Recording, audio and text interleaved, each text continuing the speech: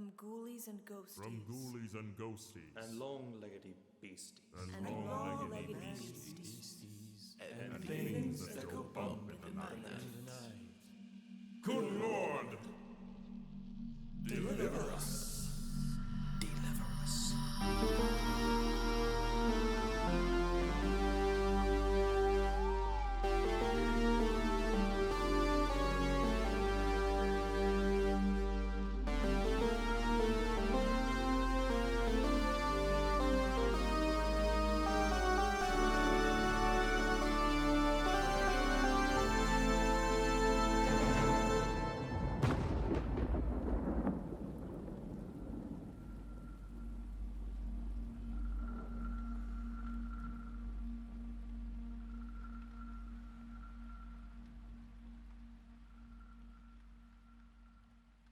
Count Drahoon back again, spooks and spookettes, and welcome to my YouTube channel, Count Drahoon Presents. Tonight I present to you my review of Luc Besson's recent adaptation of Bram Stoker's Dracula. But before we begin, allow me to take care of the castle-keeping notes. If you like Count Drahoon Presents, be sure to like this video and subscribe to our YouTube channel so that you can get notifications for our upcoming videos. Thank you so much for spending your time with me here tonight, and might I invite you, if you feel so led, and if you're in a position to, if you want to take your support a little further, you can become a patron through my newly relaunched Patreon page. For $1 a month, you can get exclusive videos available only on my Patreon of user-generated topics. Anything you want to talk about, whether or not werewolves can actually fly flying saucers. You know what? Nobody's ever actually asked that question before. Well, only I would have the answer to that. So in order to get that answer, you got to subscribe and you got to comment below on the videos that I have on our Patreon page to let me know what you want me to talk about, so I can make an entire video just on that subject of flying saucers being flown by werewolves. Very odd topic, but a topic nonetheless that you can contribute to.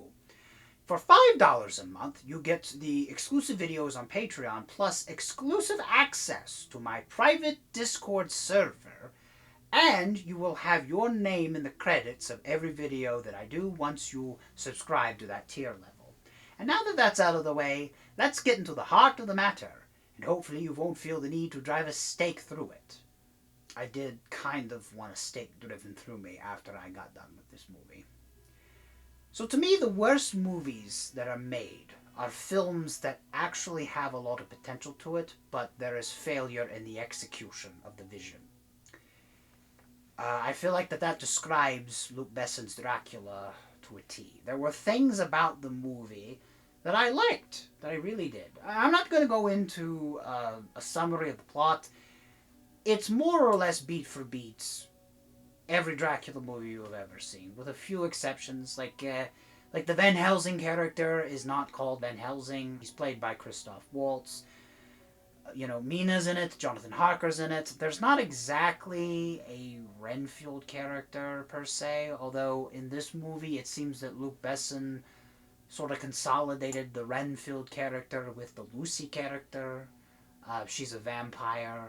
Well, they did, in this movie, they sort of did what they do in a lot of other Dracula movies, where they'll consolidate Arthur Homewood, John Seward, and Quincy Morris into one character, and that's basically what they did with this one. Christoph Waltz in this movie is a huge asset. His performance is really good, even though he is, I think, kind of just phoning it in. But he's Christoph Waltz, so he's going to be good in anything he is, even if the movie itself is not very good. I'm looking at you, Green Hornet. The other thing that I liked about this movie is the film actually had a positive faith component that I found very interesting. It's something that you saw a lot in the older vampire movies, particularly those made in the 30s and 40s, and then, when Hammer sort of revitalized Dracula, and they also made like a few other spin-off vampire movies. They portrayed religion, particularly Christianity, in a positive light. And with this one, I saw a lot of that. And it was actually a very interesting dynamic because this movie, like, basically what happens is, you know, Dracula becomes a vampire because he is cursed by God because he renounces God. It's a very similar plot point in Francis Ford Coppola's Bram Stoker's Dracula. But with this one, it's like the Van Helsing character, Christoph Waltz, who's a priest, basically tells him, it's like, well, you know, you can have redemption. God will allow you to come back into the fold, but you must renounce your evil ways, and you must sacrifice yourself for the people that you love. And in this case, he's Mina, which, you know, there's a lot of unoriginal tropes in this movie, and of course one of the tropes is that Mina is the reincarnation of his deceased wife. But I actually did like that a lot, because it gave the movie like a positive ending in a way. This part of the movie, this faith component, for lack of a better word, it made the movie not nihilistic, and I appreciate that, because I feel like nihilistic horror movies, nihilistic vampire movies specifically, I feel at this point that they're just so overdone. Everybody does it, so that was a refreshing angle for me. Because they did that in the BBC series, and that was one of the big reasons why I didn't like it as much as I wanted to. Because the first 2.5 episodes of the Dracula BBC series were really good. And it's just like the ending just was bad. It was just terrible. You know, I did like these glimpses into Dracula's humanity, and that he was so bereaved at the loss of his wife over the centuries that he was desperately trying to find her, and you have these scenes of him just sort of giving up on life, more or less. Like, he actually stopped feeding, so like he stopped getting younger, and he kind of looked gross. I liked it. I liked that a lot. And there were scenes where he tried to kill himself. I thought those were kind of played for laughs, and I didn't like that at all. This was not a good movie. It was very frustrating because, like I said, you actually had things about this film that I felt like if Luc Besson had actually explored more of, it probably would have been a much better adaptation. But, oh my gosh. First of all, totally this movie is so confusing. Because, like, in some scenes, like what I mentioned, like the attempts that Dracula has to take his life, he just keeps jumping off of his castle. He jumps off his castle like 80 times, and he's still alive. You know, you do have some scenes that are played for laughs, like Dracula just sort of startling Mina out of nowhere. They're really not that funny, but you could kind of tell that they were trying to set up for a joke. The romance angle, I mean, romance and Dracula, it's always there. I mean, I would say that Bram Stoker's Dracula by Francis Ford Coppola and the Dan Curtis Dracula movie were the two best movies that worked the romance angle well. This one just kind of doesn't, because this is going to sound so cruel. I don't think Caleb Landry Jones is a good Dracula. I don't think he's a bad actor, because I've seen him in things, and he's done very well. I just don't understand why he was picked to be Dracula. Honestly, I think Christoph Waltz would have made a better Dracula. And I mean, that would have been weird casting for sure, but it's like, I felt like Christoph Waltz had a lot more charisma than Caleb Landry Jones. It's very akin to Jesse Eisenberg being cast as Lex Luthor. It's not that Jesse Eisenberg is a bad actor. Jesse Eisenberg, in my opinion, is a very good actor. But he was not cast well for Lex Luthor at all.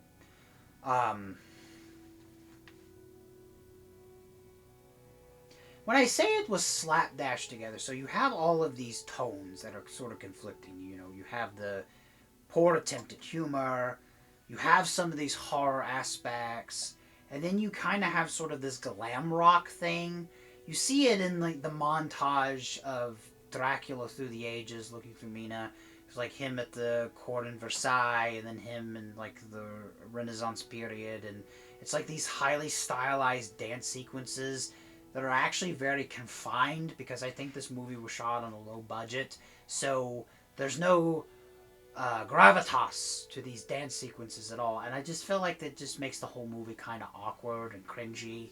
Oh my gosh, speaking of that montage, and it's part of like Dracula's story, because there's this scene where Jonathan Harker is trying to avoid being killed, and Dracula like sits him down, and he basically talks about his origin story to this man, and it's just a montage through the years of just the different periods that he's lived through, because a device in this movie that was introduced that infuriated me beyond anything that I've ever been angry about in my entire centuries of living was that Dracula made a perfume that made him irresistible to women. That was so stupid. Like, it reeked of them being so desperate to try to distance themselves from other Dracula movies. And yes, it did, but it didn't do it in a good way. And also, I just feel like Luc Besson was borrowing a lot from different Dracula movies. I could see inklings of Hammer films. I could see a little bit of Bram Stoker's Dracula, especially when Jonathan Harker gets to Transylvania and we see Dracula with the weird hairdo, which turns out to be a wig, which reminds me of Dracula Dead and Loving It with Leslie Nielsen. It's a mess. It's a real mess, and I know why he put those things in, because they're basically member berries. And I just, it annoyed me more than anything else, as a Dracula fan. It's like, just tell your Dracula story. Stop borrowing from other people. I don't know about the romantic chemistry with Caleb Landry Jones and the love interest in this. I mean,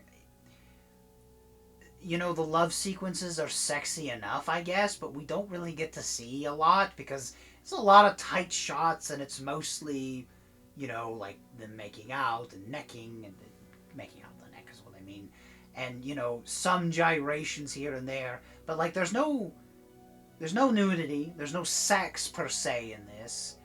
Well, I mean there is, but it's like, you know, it's, I feel weird talking about this. I tried to keep this family friendly, but I don't know, it was just kind of awkward and clumsy. And, you know, I'm a stickler for dialogue. I talk about dialogue in a lot of my reviews, and again, it goes back to the premise that I set out in this video, is that the most infuriating thing is that most of the dialogue is really bad, but there are some lines in this movie that are actually really profound, and I feel like don't belong in the rest of this movie because they're actually good. It's like there are good lines of dialogue that are just sort of sprinkled in here and there. It just feels like Luc Besson didn't really know what he wanted to do with this. It's like, he kind of just threw everything together. This is like a blender Dracula, because there's horror, there's some comedy. I shouldn't say there's comedy. There's attempts at comedy. There's romance, a little bit of glam rock. I know that's really stupid to describe it as glam rock, but I don't know what else to call it. It's just, you have dance montages in this movie. I think it's dumb. It's really dumb. And it's one thing to do all of these things, but if you're gonna do them, the onus is on you to provide some top-notch execution as the director, and I don't feel like it was here. I think this movie was really poorly directed. It was just a mess. It was a big mess. It was very disappointing, unfortunately. I really wanted to like this movie. I heard that this movie was very different, and I guess in some ways it is, but some ways it isn't, because it's Dracula. It's beat for beat Dracula. We've seen this movie a million times. Whether you want to go back to the 60s and watch any given Hammer film, or even if you want to go back to 1931, which I guess that's why they released this movie this year, because it coincides with the 95th anniversary of Bela Lugosi's Dracula. But Lugosi's Dracula is a much better movie, in my opinion. So, Luc Besson missed the mark. I don't exactly know what he was going for. It seems to me he was trying to do everything all at once, and it fell apart. But anyway, those are my 2 cents on Luc Besson's Dracula. What did you think about the movie? Comment below. Be sure to like and subscribe to Count Drahoon Presents if you haven't already. And I shall see you next time for my next video. But until then, as far as things go, and things go bump in the night, there are such things. From ghoulies and ghosties. From ghoulies and ghosties. And long-leggedy beasties. And long-legged beasties. And things that go bump in the night.